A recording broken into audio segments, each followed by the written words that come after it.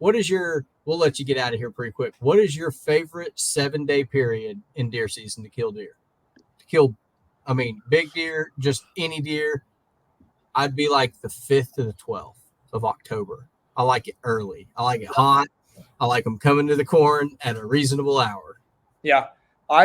If going off my history, I would say the time I've had the most success is like your very first hint of the rut. And so I'm like keying in on late October and the first couple days of November. I killed my biggest buck ever on I think the day I actually ended up killing him.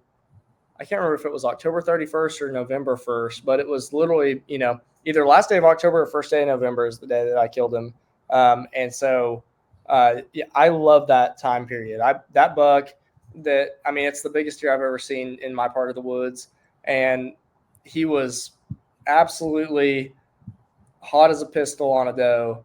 And it was, late October, early November. And a lot of people are going to tell you, primetime ruts like November 10th, 15th. And yes, it is a lot of times, but you can kill really, really big bucks when they're kind of starting to cruise. And sometimes I'll go through a lull in October where, I'll have these bucks literally coming in, let's say my target buck coming in every single day at a certain time in daylight until September 15th or 20th, sometimes even September 25th.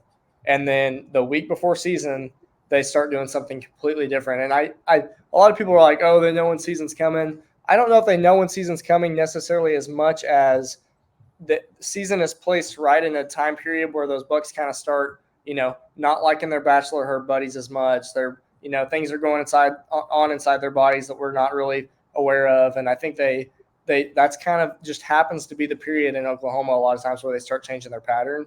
And so, man, first week of October, sometimes if you get a buck that's like, okay, I'm still in my pattern, I'm still going to keep doing what I've been doing, it's money. It's perfect.